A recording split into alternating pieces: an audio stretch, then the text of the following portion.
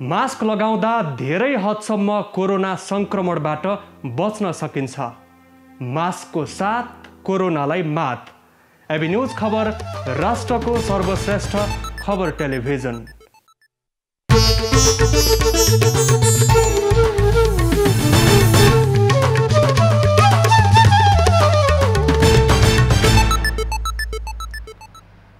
Corona संक्रमितको उचित उपचार हरेक नेपालीलाई खोपको आधार। नमस्कार, यो एबी न्यूज खबरको संकेत हो। तपाई अहिले एबी न्यूज @2 मा हुनुहुन्छ। म प्रभा थापा। प्रारम्भमा मूल खबर। प्रतिनिधि सभा विघटन सम्बन्धी मुद्दामा सुनवाई जारी। आज रिट निवेदकको तर्फबाट सुरुवाती बहस सकिने।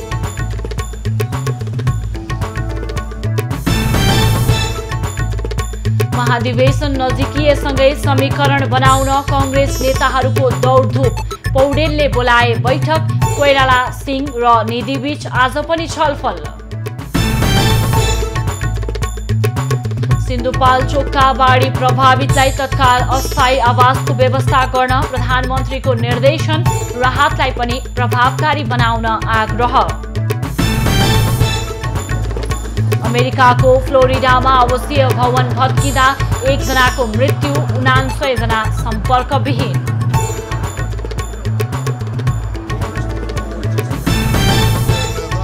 र बोलिभियालाई हराउँदै युरुग्वे कोपा अमेरिकाको क्वार्टर फाइनलमा। चिली प्याराग्वेसँग 2-0 स्तब्ध।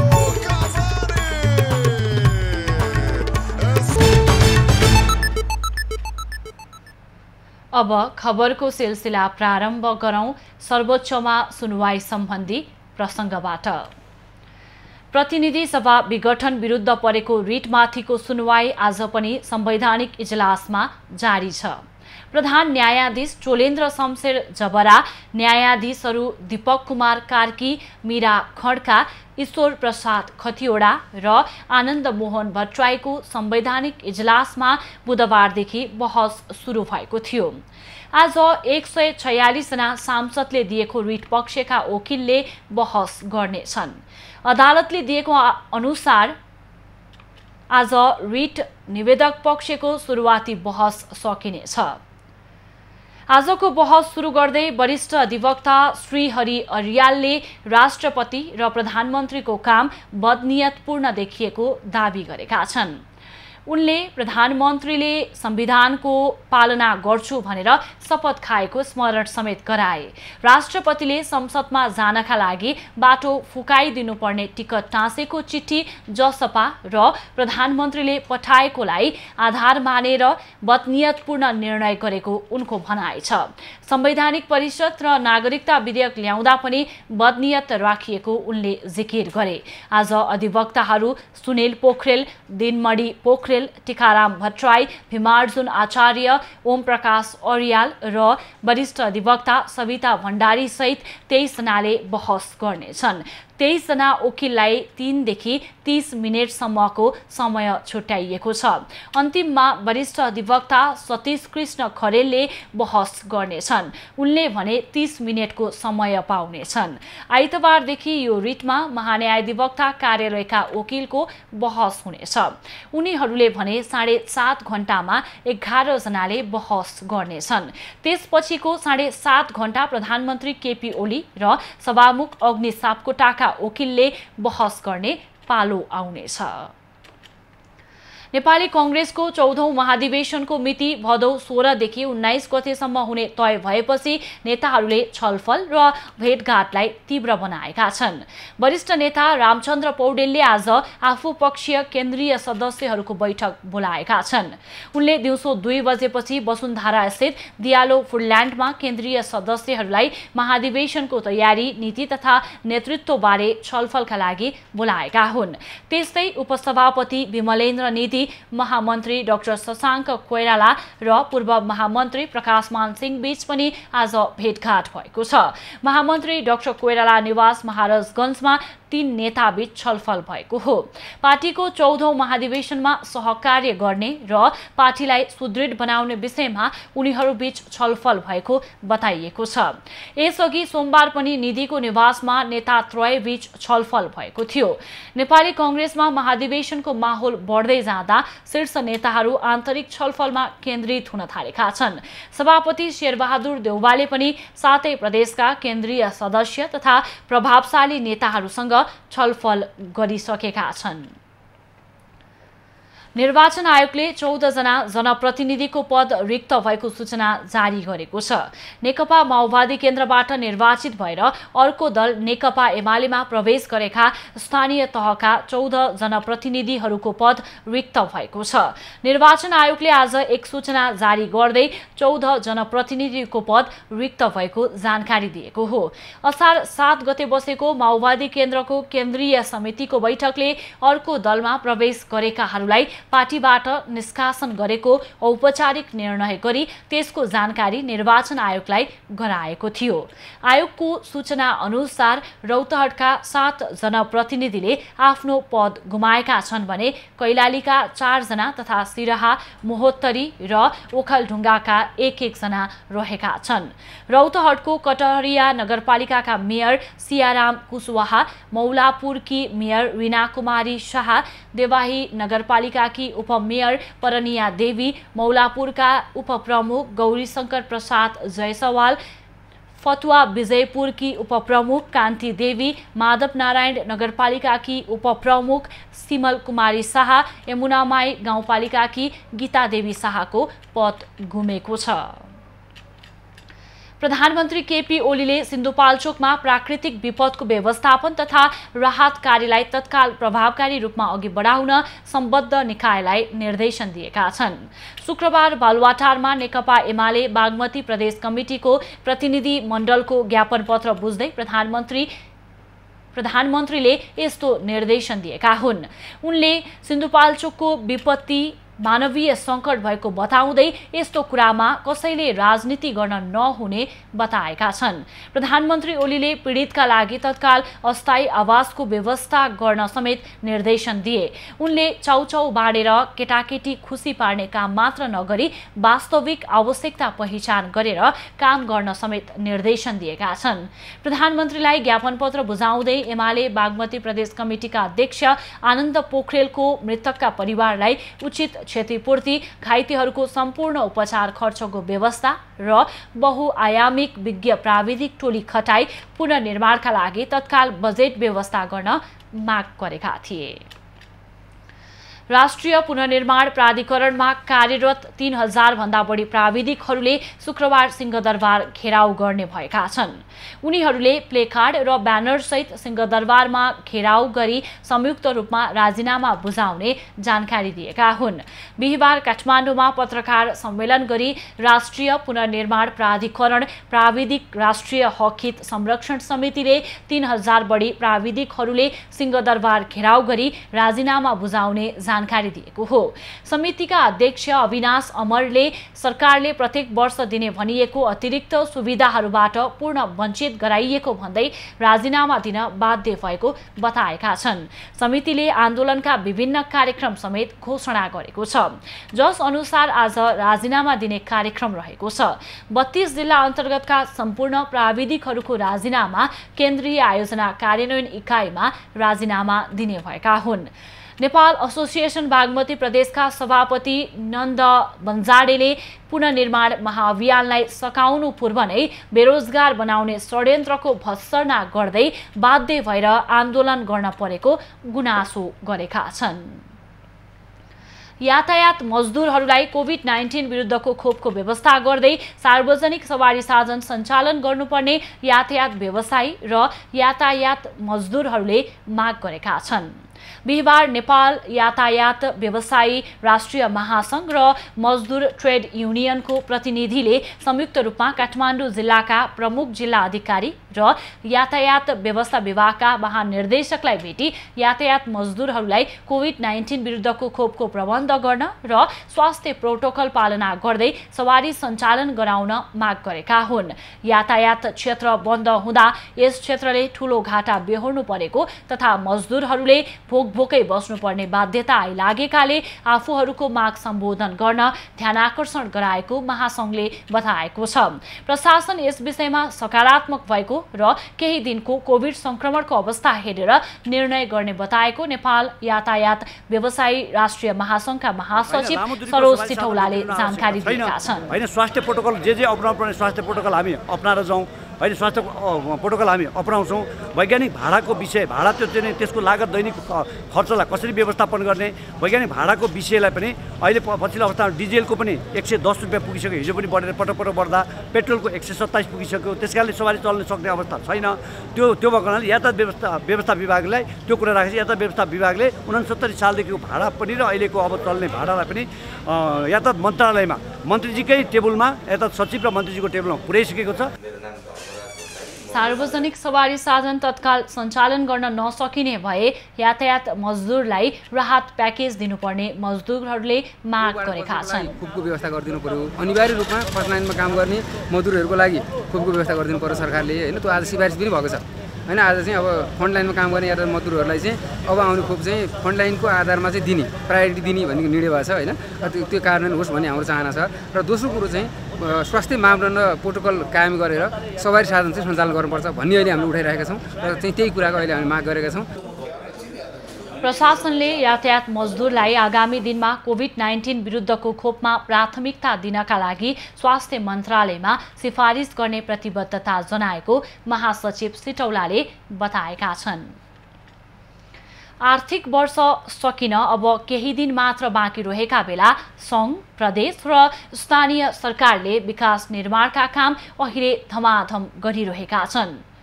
वर्षको 10 महिना केही नगर्ने महोत्तरीका तीनै तहका सरकारलाई असारे झरीमा बजेट सक्ने चटारो छ।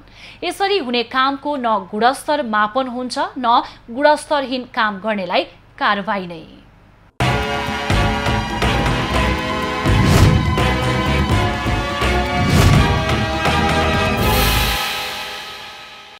सङ्घ, प्रदेश र स्थानीय सरकारले महोत्तरीमा 15वटै स्थानीय तहमा झरीमा भौतिक पूर्वाधार लगायतका भत्किएको तथा सडक खनिएपछि सवारी साधनका साथै सर्वसाधारणलाई पैदल हिँडुल गर्न समेत शास्ति छ। अथवा नागरिक अगुवाहरूले चाहिँ त्यसमा जनचेतना चाहिँ जगाउनु, किनभने त्यो उक्त समितिको नाममा खाता हुन्छ, उसले सम्झौता कार्यादेश चाहिँ दिएको हुन्छ।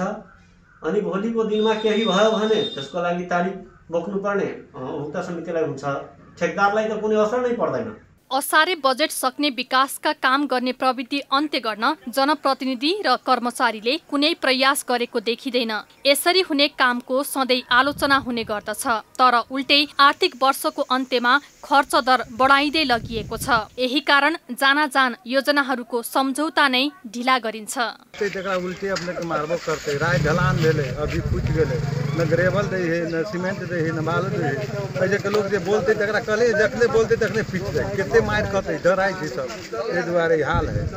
मेयर सब रात दिन बनवा रहले नि पिट। पूर्वाधार विकास कार्यक्रम मात्रै होइन, प्रदेश 2 मा अन्य विकास योजना तथा त्यसको खर्चको परिचालन उस्तै छ। आर्थिक वर्षको अन्त्यमा अख्तियारी पठाउने परिपाटी बढ्दै गएको छ। यही प्रवृत्तिले गत वर्ष विकास खर्च 50% पनि नागेन भने यो वर्ष अहिलेसम्म 31% मात्रै खर्च भएको छ। संहिता आने के बाद जितने भी स्थानीय सरकार या ये लोग हैं, ये लोग आसार में ही आके काम करते हैं कि मतलब जो कम बुझने वाला पब्लिक है उनको ला करके उपभोक्ता समिति बना करके सारा बजट सिर्फ कमीशन के चक्कर में, खाने के चक्कर में ये अभी ला के काम करता है। कुछ काम हुआ कुछ नहीं हुआ, सारा बजट लेकर के अपने पॉकेट में डालते हैं, बैंक बैलेंस करते हैं, कोई काम नहीं होता है। ये नीति हमको समझ ही में नहीं आ रहा है। जनतालाई विकास निर्माण कार्यमा संलग्न गराई विकासको अनुभूति हुने उद्देश्यले सरकारले उपभोक्ता समिति मार्फत काम गर्ने प्रावधान ल्याएको छ। तर कमिसनको खेलमा आफ्ना मानिसलाई कागजी उपभोक्ता समितिमा राखेर ठेक्का मार्फत गरिने गुणस्तरहीन विकास निर्माणको कामको अनुगमन गर्ने निकाय नै मुख दर्शक बनेर बस्ने चलन मौलाएको छ। महोत्तरीबाट कमलेश मण्डलको रिपोर्ट।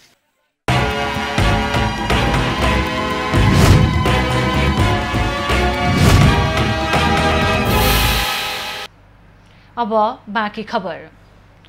चीनले विकासोन्मुख मुलुकहरूलाई लक्षित गरेर बेल्ट एन्ड रोड भ्याक्सिन साझेदारी कार्यक्रमलाई अगाडि बढाउने भएको छ।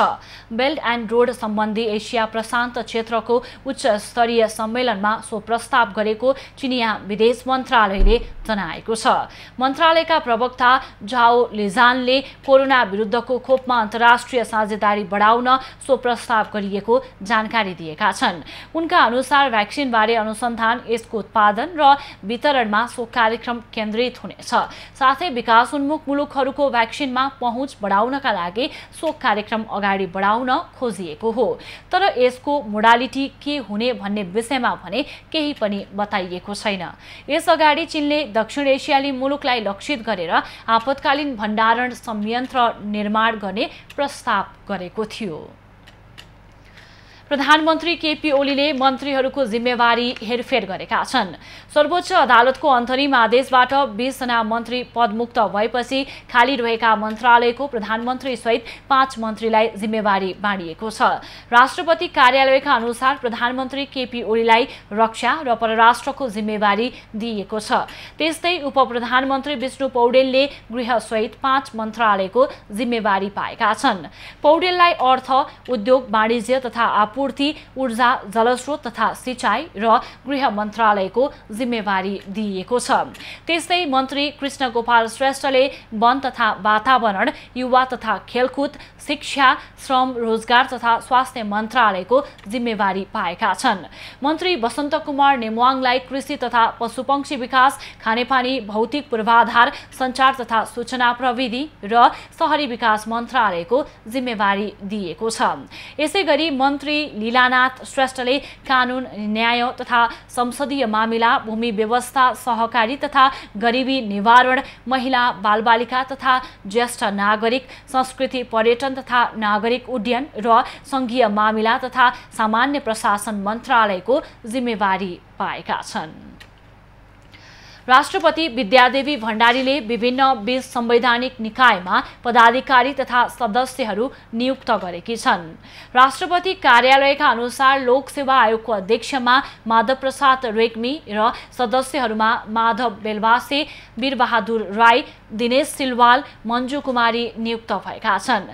त्यसैगरी अख्तियार दुरुपयोग अनुसन्धान आयोगको आयुक्तमा डाक्टर हरिप्रसाद पौडेल र सुमित्रा श्रेष्ठ नियुक्त भएका छन्। यसैगरी निर्वाचन आयोगको आयुक्तमा सगुन शमशेर जवरा नियुक्त भएका छन्। राष्ट्रिय प्राकृतिक स्रोत तथा वित्त आयोगको सदस्यमा विपिन राज निरौला, राष्ट्रिय महिला आयोगको सदस्यहरूमा जया घिमिरे र सावित्रा कुमारी शर्मा तथा राष्ट्रिय दलित आयोगको सदस्यमा सुन्दर पुर्कोटी नियुक्त भएका छन्। यस्तै राष्ट्रिय समावेशी आयोगको अध्यक्षमा रामकृष्ण तिमल सिन्हा, सदस्यहरूमा पुष्पराज तिमल सिन्हा, मानप्रसाद खत्री नियुक्त भएका छन्। आदिवासी जनजाति आयोगको सदस्यमा सूर्यबहादुर गुरुङ, मधेसी आयोगको सदस्यमा आभा कुमारी, थारू आयोगको सदस्यहरूमा डाक्टर उमाशंकर प्रसाद चौधरी र शान्ति मोदी नियुक्त भएका छन् भने मुस्लिम आयोगको सदस्यमा मोहम्मद शमसुल हक सर्लाही नियुक्त भएका छन्। यसैगरी राष्ट्रपति भण्डारीले प्रधानमन्त्रीको सिफारिसमा वरिष्ठ अधिवक्ता रामप्रसाद भण्डारीलाई न्याय परिषद सदस्यमा नियुक्त गरेकी छन्। गत वैशाख 26 गते बसेको संवैधानिक परिषदको बैठकले विभिन्न रिक्त पदाधिकारी तथा सदस्यहरूको नियुक्तिको लागि सिफारिस गरेको थियो। नेपाली कांग्रेसका सभापति शेरबहादुर देउवाले प्रधानमन्त्रीले मुलुकलाई संकटमा धकेल्न खोजेको आरोप लगाएका छन्। बिहीबार संसद भवन नयाँ बानेश्वरमा विपक्षी गठबन्धनले सम्पादकहरूसँग गरेको छलफलमा उनले 2 पटक संसद विघटन अध्यादेशबाट मुलुक सञ्चालन गर्न खोज्ने काम प्रधानमन्त्रीले गरेको र यसले मुलुकलाई संकटमा धकेल्ने काम भएको बताए। उनले बहुमत सांसदहरूको दाबी राष्ट्रपतिबाट अस्वीकार गरेपछि 5 दल अदालत जानु परेको जिकिर गरेका छन्। प्रधानमन्त्रीको असंवैधानिक कदमको विरुद्ध आवश्यक परे जनपरिचालन गर्ने उनले बताए।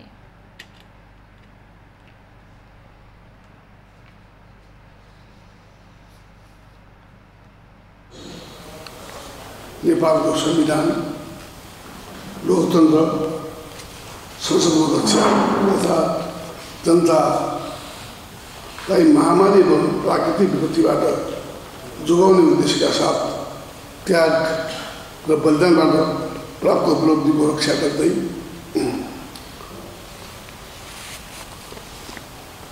हामीहरू राजनीतिक कानुनी संघर्षका विविध कार्यक्रमका साथ क्रियाशील छौँ। यस सन्दर्भमा आवश्यक परेमा हामी जनपरिचालनको दिशामा समेत अगाडि बढ्नेछौँ। देउवाले सबै मित्र राष्ट्र तथा अन्तर्राष्ट्रिय समुदायसँग नेपालको संविधानमा उल्लेखित राष्ट्रिय हितमा आधारित स्वतन्त्र परराष्ट्र नीतिको आधारमा सुमधुर सम्बन्ध कायम गर्न चाहेको पनि बताए। कार्यक्रममा नेकपा माओवादी केन्द्रका अध्यक्ष पुष्पकमल दाहालले गठबन्धन प्रधानमन्त्री ओलीका विरुद्ध सङ्घर्षमा उत्रेको नभई अहिलेको लडाई लोकतन्त्र बचाउने र नबचाउने बीचको भएको बताए। उनले राजनीतिक र सैद्धान्तिक धरातलमा उभिएको यो गठबन्धन लामो समयसम्म चल्ने दाबी समेत गरे। यो संविधान लोकतन्त्र र राष्ट्रको हितको पक्षमा उभिने र नउभिनेको बीचको लडाईँ हो। यो सिस्टम बचाउने या नबचाउने भन्नेको बीचको लडाईँ हो र हामीले यसलाई त्यही रूपमा बुझ्नुपर्छ भन्नेमा हामी पाँचै दलको बीचमा राम्रो समझदारी भएपछि हामी अगाडि बढेका हौँ। म अहिले के ठान्छु भने यो गठबन्धन कुनै अवसरवादी गठबन्धन होइन, यो लोकतन्त्रवादी र वामपन्थीहरूको गठबन्धन हो।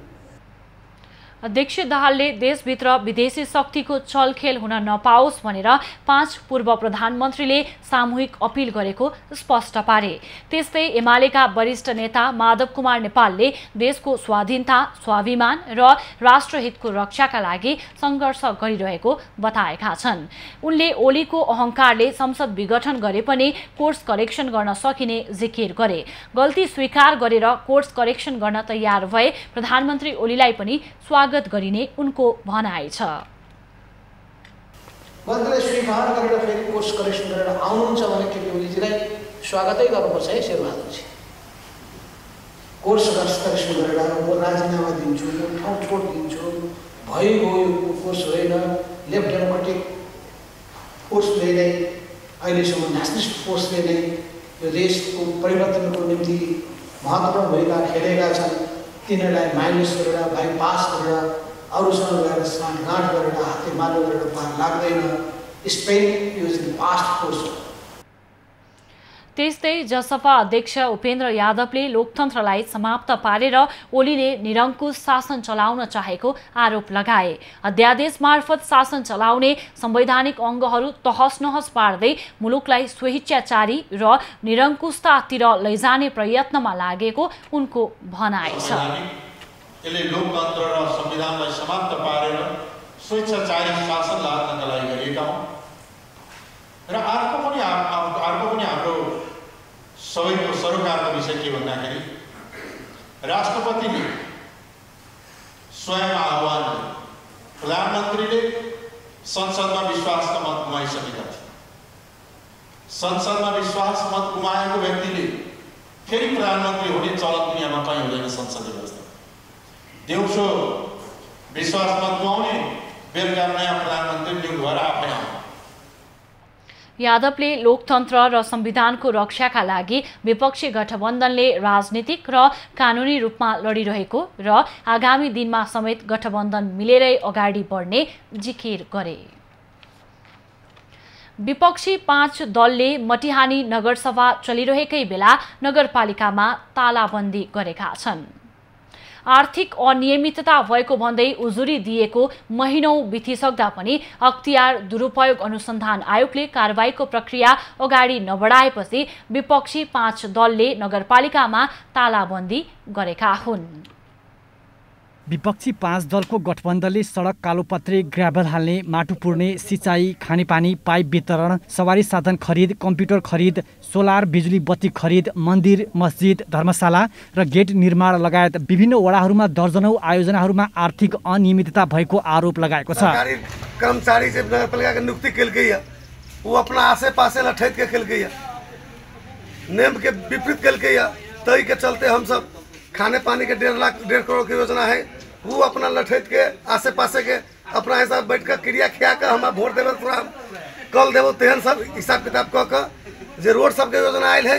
विपक्षी दल तथा आम सर्वसाधारण जनतालाई सोधपुछ नै नगरी चोर बाटो अपनाएर मटिहानी नगरपालिकाका नगर प्रमुख हरिप्रसाद मण्डलले नगरपालिकाको कार्यालय भन्दा बाहिर बन्द कोठामा नगरसभा गरेको आरोप 5 दलका नेताहरूले लगाएका छन्। अभी विभिन्न पार्टी के प्रमुख हम लोग जमा हैं, अगर इस पर भी मेयर के अगर समझे नहीं तो इससे व्यापक कदम हम लोग आगे बढ़ेंगे और आगे बढ़ते हुए इसका अंजाम क्या होगा ये मेयर भी नहीं जानता है और हम भी नहीं बता सकते हैं। यसैगरी विपक्षी गठबन्धनले मटिहानी नगरपालिकामा करार सेवामा 18 जना स्वास्थ्यकर्मी भर्ना गर्दा कुनै पनि प्रक्रिया पूरा नगरी आसेपासेहरूलाई नियुक्ति गरेको, अनावश्यक व्यक्तिहरूलाई नगरपालिकाबाट तलब खुवाउने गरेको आरोप लगाएको छ। यस्तै नगर क्षेत्रमा 1.5 करोडको लागतमा खानेपानीको आयोजना सञ्चालन गरेर आफ्ना आसेपासेलाई खानेपानी पाइप बाँडेको, नगर क्षेत्रमा सञ्चालन हुने विकासका कामहरूका लागि नाम मात्रको नक्कली उपभोक्ता समिति बनाएर वडा समिति र इन्जिनियरहरूद्वारा नै योजना सञ्चालन गरेको, कर्मचारी र उपभोक्ता समितिको मिलोमतोमा बजेट हिनामिना गरेको आरोप पनि नगर प्रमुखमाथि लगाइएको छ। हामी 10 चोटी अख्तियारमा बर्दिवास अख्तियारमा केन्द्रीय अख्तियार दुरुपयोग आयोगमा हामीले 17 वटा उसको भ्रष्टाचारीको कागजात चाहिँ बुझाइसकेको छु र अख्तियारबाट आजसम्म कुनै किसिमको पहल भएको छ। जे स्वास्थ्य कर्मचारी 18 को जो भर्ना कैलक उ कोनो विज्ञापन न कुछ निकाल के मनमानी अपन आसे पासे लोग के चर्चा बेलचा के निर्णय कैलक तै के भी हमर सके विरोध है। विपक्षी गठबन्धनका नेताहरूले नगर प्रमुख विरुद्ध नाराबाजी गर्दै कारबाही प्रक्रिया तत्काल अगाडि बढाउन अख्तियार दुरुपयोग अनुसन्धान आयोगलाई आग्रह समेत गरेका छन्। कमलेश मण्डल, महोत्तरी। नेपालमा देखिएको कोरोना भाइरसको डेल्टा संस्करण बढी संक्रामक भएको विभिन्न अध्ययनहरूले देखाएको छ। अझै नेपालमा विगत केही दिन अघि मात्र पुष्टि भएको डेल्टा भाइरसको उत्परिवर्तित स्वरूपले जोखिम थप बढाएको छ। तर अहिले देखिएको नयाँ प्रजातिको भाइरस कति खतरनाक छ भनेर अध्ययन तथा विश्लेषण हुन भने बाँकी छ। विश्व स्वास्थ्य संगठन WHO ले बेलायतमा पहिलो पटक भेटिएको कोरोना भाइरसको भेरिएन्टलाई अल्फा, दक्षिण अफ्रिकामा भेटिएको भेरिएन्टलाई बीटा, ब्राजिलमा भेटिएको भेरिएन्टलाई गामा र भारतमा भेटिएको भेरिएन्टलाई डेल्टा नामाकरण गरिएको छ। यी भाइरस मध्ये नेपालमा अल्फा, गामा र डेल्टा भाइरस रहेको आधिकारिक पुष्टि भइसकेको छ। साथै नेपालमा केही समय अघि देखिएको डेल्टा भाइरसको उत्परिवर्तित स्वरूप समेत भेटिएको पुष्टि भएको छ। डेल्टा भाइरस विश्वका 80 देशमा देखिएको छ भने यो भाइरसको उत्परिवर्तित स्वरूप भने नेपाल सहित 10 वटा मुलुकमा मात्र देखिएका छन्। निकै संक्रामक मानिएको डेल्टा भाइरसको उत्परिवर्तित स्वरूप भने कति संक्रामक वा खतरनाक छ भन्ने विषय भने अध्ययनकै क्रममा छ। म्युटेसन भएर बनेको कोरोना भाइरस हो। यो कति संक्रामक छ भन्ने कुरामा चाहिँ अहिले पनि पूर्ण जानकारी आइसकेको छैन। यद्यपि यो डेल्टा भेरिएन्ट आफैमा भेरिएन्ट अफ कन्सर्न भएको हुनाले चाहिँ यो पनि संक्रामक नै होला भनेर चाहिँ एउटा अनुमान गरिएको छ। भाइरसहरू उत्परिवर्तन हुनुलाई एउटा प्राकृतिक प्रक्रिया नै लिने गरिएको छ। भाइरस उत्परिवर्तन हुने क्रममा कुनै स्वरूप कमजोर तथा कुनै भने बलियो हुने गरेको विज्ञहरूको भनाइ छ। नेपालमा पनि डेल्टा भाइरसको उत्परिवर्तित स्वरूप भेटिएका कारण थप जोखिम भने बढेको विज्ञहरू बताउँछन्। हुन त अब यसलाई एउटा तेस्रो लहर ल्याउन सक्ने सम्भावनाको रूपमा पनि लिएको देखिन्छ। तर यो भन्दै गर्दा यसैले ल्याउँछ भन्ने जरुरी त छैन। किन भन्दा कुनै पनि भेरिएन्टहरू अथवा नयाँ कोरोना भाइरसको स्वरूपहरू देखियो भने सबै स्वरूपहरू नयाँ स्वरूपहरू चाहिँ उत्ति नै घातक, उत्ति नै संक्रामक, उत्ति नै भ्याक्सिनलाई चुनौती दिनै सक्छ भन्ने जरुरी चाहिँ हुँदैन। यता कोरोना भाइरस विरुद्धको सबैभन्दा प्रभावकारी उपाय भनेको खोप नै हो। तर नेपालमा अझै पनि 2 मात्रा खोप लिएकाको संख्या मुस्किलले 3% मात्र छ। कतिपय विज्ञहरूले यसरी सबैले खोप नलिएको अवस्थामा डेल्टाको उत्परिवर्तित स्वरूपका लागि नेपाल उर्वर भूमि बन्न सक्ने भन्दै चिन्ता समेत व्यक्त गरेका छन्। एबी न्यूज खबरका लागि त्रिगुडा भट्टराई बस्नेत, काठमाडौँ। डोटीमा गर्भपतन गराउने महिलाको संख्यामा वृद्धि भएको छ। लकडाउनका कारण विदेशबाट घर फर्कनेको संख्यामा वृद्धि भएकाले गर्भपतन गराउने महिलाको संख्या बढेको सरकारवालाको भनाइ छ। जिल्ला स्वास्थ्य कार्यालय डोटीका अनुसार चालु आर्थिक वर्ष 2077 र 78 को जेठसम्म 994 जनाले गर्भपतन गराएका छन्। गत आर्थिक वर्षमा जम्मा 1031 जनाले गर्भपतन गराएका थिए। चालु आर्थिक वर्षमा 20 वर्ष मुनिका 28 महिलाले गर्भपतन गराएका छन् भने 20 वर्ष माथिका 966 महिलाले गराएका छन्। गत आर्थिक वर्षमा 20 वर्ष मुनिका 49 र 20 वर्ष माथिका 982 महिलाले गर्भपतन गराएका थिए। यो संख्या अझै बढ्न सक्ने स्वास्थ्य कार्यालय डोटीको भनाइ छ। 76 मा 20 वर्ष मुनिको चाहिँ जम्मा 49 जनाहरूको चाहिँ सुरक्षित गर्भपतन सेवा पाएको र 982 जना चाहिँ 20 वर्ष माथि थियो। जम्मा चाहिँ 1031 थियो 12 महिनाको 2076-77 मा। तर अहिले हेर्दाखेरि यो आर्थिक वर्षमा 28 जना चाहिँ 20 वर्ष मुनिको महिलाहरूले चाहिँ गर्भपतन सेवा पाउनु भएको छ। अस्पतालका अनुसार गर्भपतन गर्दा हुने असरको जानकारी भएकाहरूबाटै यस्तो काम भइरहेको छ। अशिक्षा, अवैध यौन सम्पर्क र पुरुषको दबावका कारण गर्भपतन गराउनेको संख्या बढेको सरकारवालाको अनुमान छ। महिलाहरूलाई चाहिँ मानसिक, सामाजिक अनि शारीरिक समस्याहरू आउन सक्छन् हैन। कहिलेकाहीँ महिलाहरूको ज्यान पनि जान सक्छ।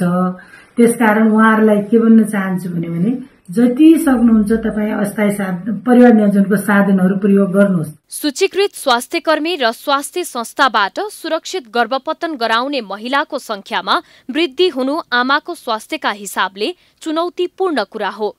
परिवार नियोजनका थुप्रै साधनहरू हुँदाहुँदै गर्भवती हुनुले परिवार नियोजनका साधन प्रयोगमा कमी आएका कारण यस्तो भएको कतिपयको बुझाइ छ।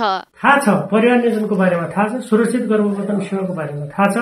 यो कुराहरू बढ्नुभन्दा पनि भोलि गएर शारीरिक रूपमा हाम्रो घरायसी, आर्थिक रूपमा, अन्य सामाजिक रूपमा एउटा स्वस्थता रहनुको बदला यसले के प्रभाव पार्छ भनेर पनि, किनभने एउटा प्लान योजना तर्जुमा गरेर पनि विभिन्न खालको अब यो गर्नुपर्ने हुन्छ। सम्बन्धित महिलाको मन्जुरी बिना वा अन्य कुनै कारणबाट गर्भ रहन गएमा 12 हप्तासम्मको गर्भ स्वैच्छिक गर्भपतन गराउन सक्ने अधिकार छ। तथ्याङ्क हेर्दा छोराको चाहना, गरिबी, अशिक्षा र अवैध सम्बन्धका कारणले गर्भपतन गराउनेको संख्यामा वृद्धि भएको देखिन्छ। एभी न्यूज खबरका लागि तेजु ओली, डोटी। त्रिभुवन विश्वविद्यालयले स्नातक र स्नातकोत्तर तहका स्थगित सबै परीक्षा लिने तयारी थालेको छ। कोरोना महामारीलाई थप फैलिन नदिन भन्दै सरकारले शैक्षिक क्षेत्र बन्द गरेपछि विश्वविद्यालयले लामो समयदेखि कुनै पनि परीक्षा लिन सकेको छैन। करिब 20 महिनादेखि रोकिएको स्नातक तहको प्रथम र दोस्रो वर्षको वार्षिक परीक्षा साउन महिनाभित्र हुने भएको छ। स्नातक प्रथम र दोस्रो वर्षका विद्यार्थीहरूबीच परीक्षाबारे अन्योल रहेको बेला विश्वविद्यालयले सो निर्णय गरेको हो। स्थगित भएका स्नातक तहका दोस्रो वर्षका वार्षिक परीक्षा साउन 5 गतेदेखि र पहिलो वर्षको परीक्षा साउन 10 गतेदेखि सञ्चालन गर्ने तयारी त्रिवीले गरेको छ।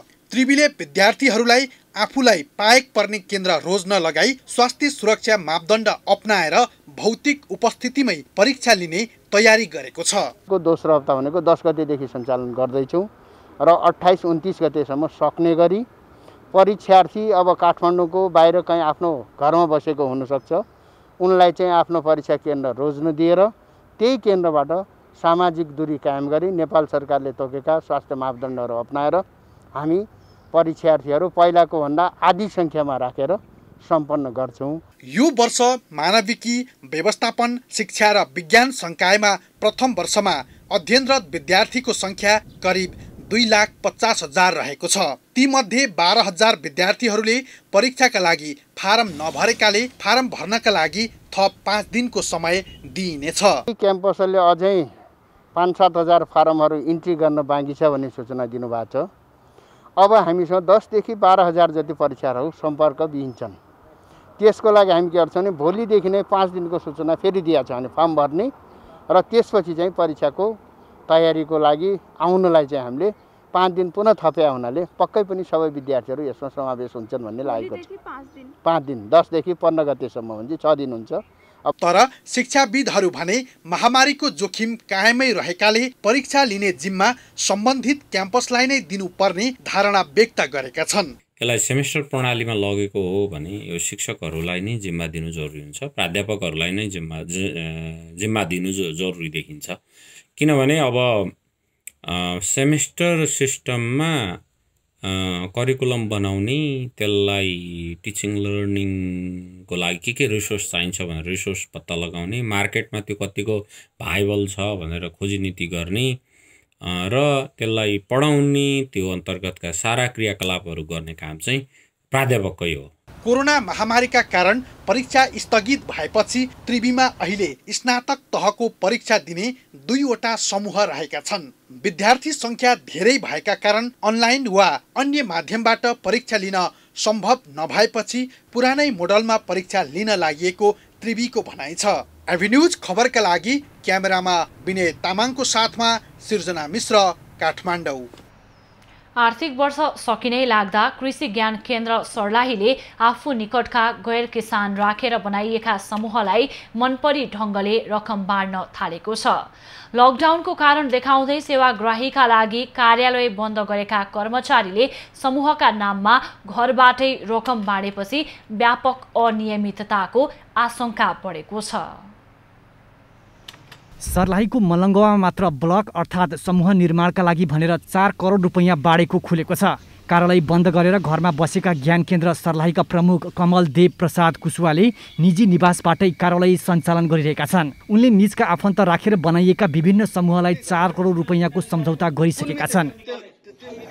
टोटल कति पैसा छ त्यो कार्यक्रमको लागि? ब्लकको लागि 4 करोड रुपैयाँ छ। 20 वटा गाविसमा 20 करोड रुपियाँ भन्छ त। लगभग त्यही हाराहारीमा 14 देखि 20 करोडसम्म सबै कारोबारमा। त्यो केही पारदर्शी छैन, त्यो गोप्य रूपमा सबै कार्यक्रम सञ्चालनमा आएको छ। गोप्य रूपमा सबै कार्यक्रम सञ्चालन। कृषि निर्देशिकाले जिल्लाका सबै पालिकामा आवश्यकताका आधारमा सक्रिय किसान राखेर समूह बनाउने मापदण्ड बनाएको छ। सर्लाहीमा नगरपालिका र गाउँपालिका गरेर 20 वटा पालिका रहेका छन्। तर प्रमुख कुशवाले मापदण्ड विपरीत कुनै पालिकामा 3 वटासम्म समूह गठन गरेका छन् भने कुनै पालिकामा एउटा पनि समूह नबनाएको स्थानीय किसानको आरोप छ। ब्लॉक निर्माण के लिए 4 करोड़ रुपया आ गए और शीर्षक में कुल मिलाकर के 15-20 करोड़ रुपया आ गए।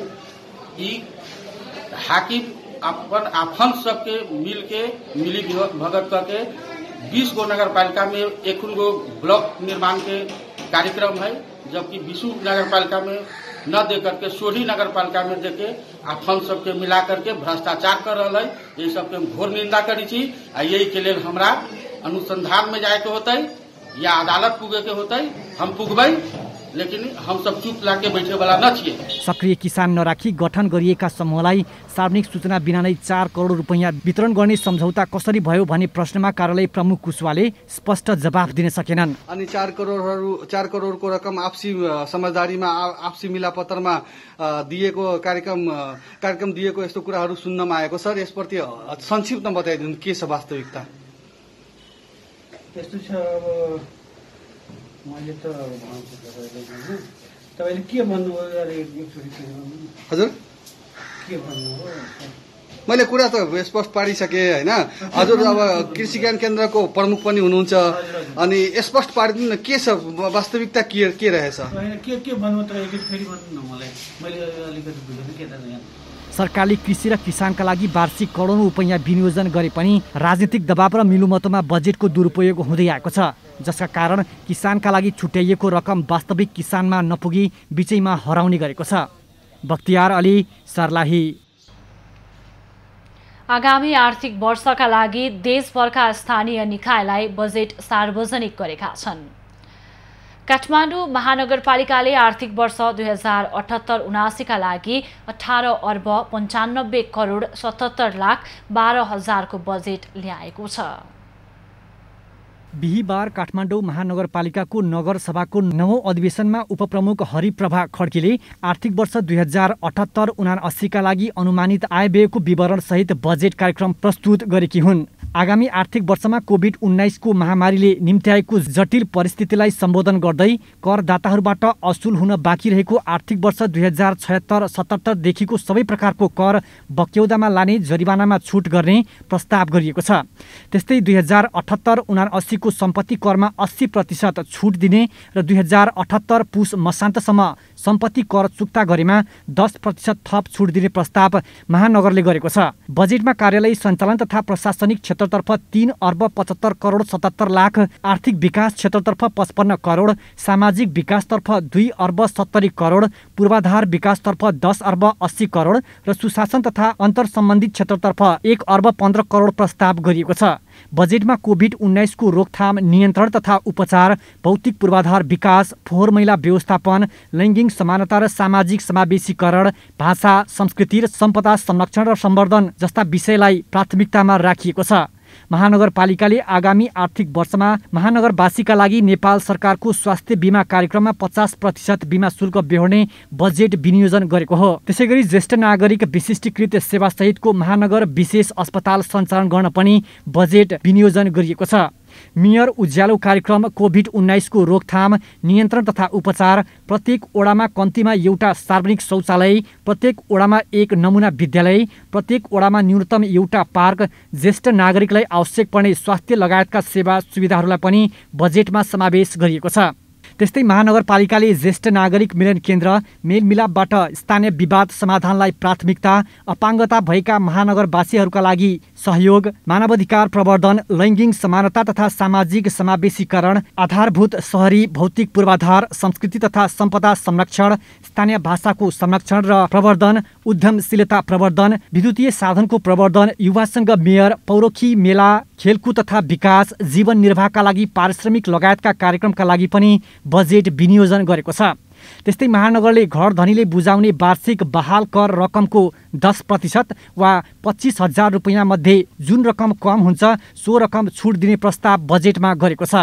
महानगरपालिका नगरसभामा पेश गरेको विधेयकमा ब्युटी पार्लर र सैलुन व्यवसायमा पनि व्यवसाय कर नलिने घोषणा गरेको छ।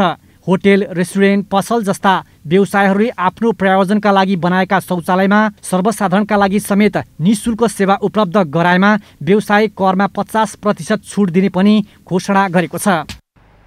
अब पालो एभिन्यूज एट मौसमको।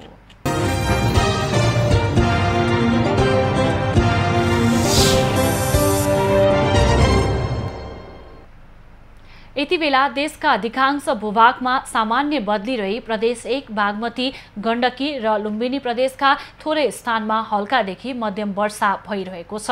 अपराह्नपछि प्रदेश 1, प्रदेश 2, बागमती, गण्डकी र लुम्बिनी प्रदेशका केही स्थान र बाँकी प्रदेशका थोरै स्थानमा हल्कादेखि मध्यम वर्षाको सम्भावना रहेको छ भने प्रदेश 1 र बागमती प्रदेशका 1-2 स्थानमा मेघ गर्जन र चट्याङसहित भारी वर्षाको सम्भावना रहेको जल तथा मौसम पूर्वानुमान महाशाखाले जनाएको छ। काठमाडौँ उपत्यकाको आजको अधिकतम तापक्रम 29 डिग्री सेल्सियस र न्यूनतम तापक्रम 20 डिग्री सेल्सियस बीच रहने अनुमान गरिएको छ। आज सूर्योदय बिहान 5:10 भयो भने सूर्यास्त साँझ 7:03 हुनेछ। आज देशभरको मौसम कस्तो रहला त? हेरौं देशका विभिन्न स्थानको अनुमानित मौसमी अवस्था।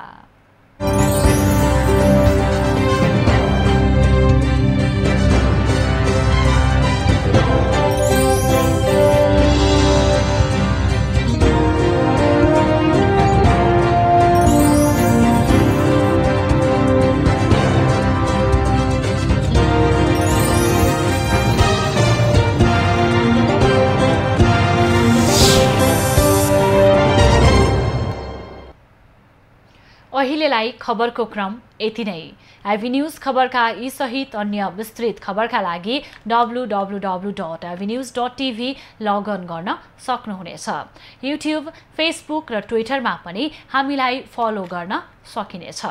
खबर भित्रको खबरका लागि हेर्दै रहनुहोला एभी न्यूज खबर। नमस्कार।